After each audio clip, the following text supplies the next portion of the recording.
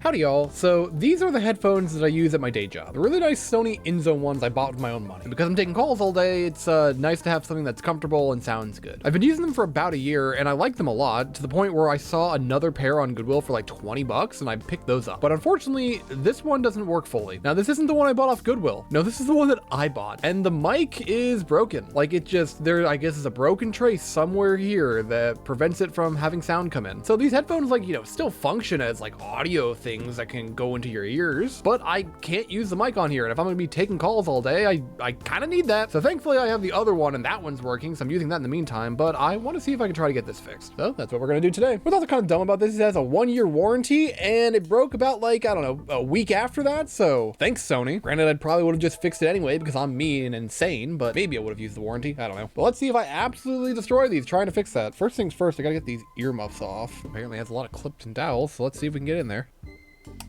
Ooh, that's all gross. Ugh, oh, my ear.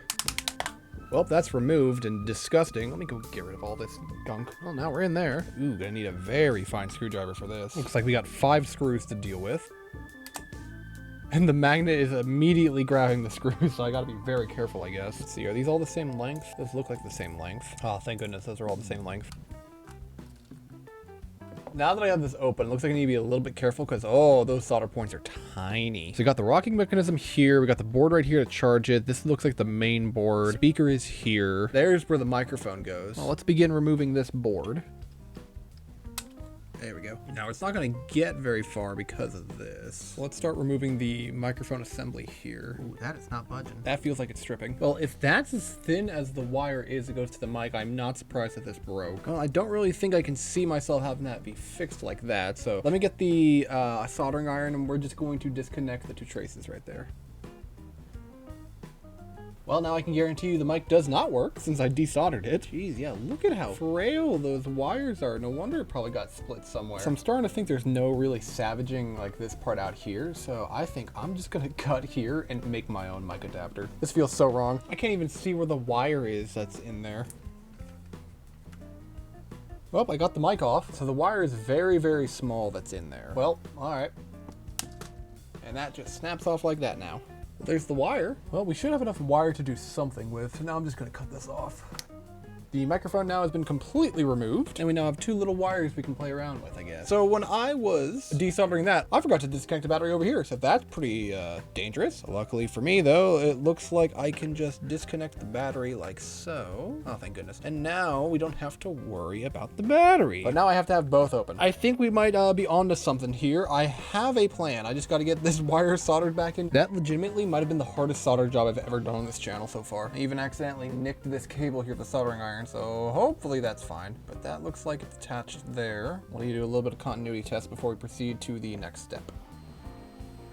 Actually, with these soldered back into place, we don't even need to be in here anymore. So go ahead and reattach you here. Basically, what my plan is we have 2 wires that are coming off of here. I have a couple of these mics that I think about using, but I don't want to just, you know, solder these to that. That's not really going to be too great. So my plan is to take one of these jacks here. It's a little hard to see, but basically these here correspond with the ring 2, ring 1, and tip, and this one over here is the sleeve. Now, one of these would be used if you have like balanced audio or stereo audio, stuff like that. So this is just in and out. It's just mono. Now I'm not going to use this particular one since it has the PCB on there. I'm going to use one of these ones that have it off of the PCB. But basically I'm just going to find a way to attach this here. Nothing's staying in focus. So I'm going to find a way to attach this like right here and get these 2 wires hooked up to basically the sleeve and the tip. Probably going to have to bridge these 3 as well. Now I'm not necessarily sure which of these wires is supposed to be what, but I don't think it should matter since it's mono, but we'll find out, I guess.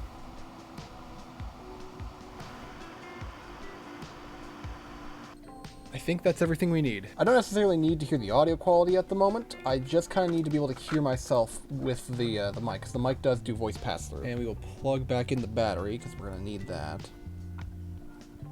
Well, it is not currently powering on, but I wonder if that's because the battery itself was like fully disconnected. A little bit of charge confirmation in order to be able to get that going.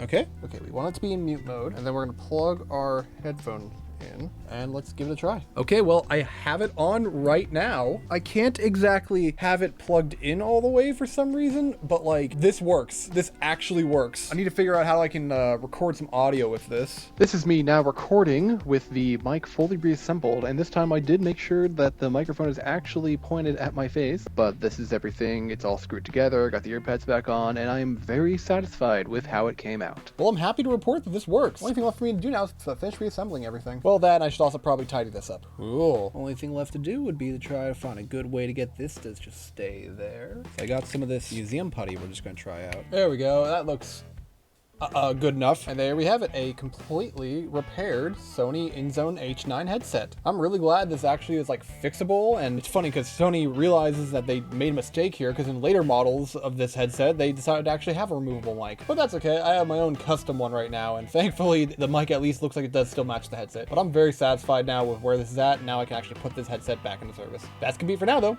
So long, y'all.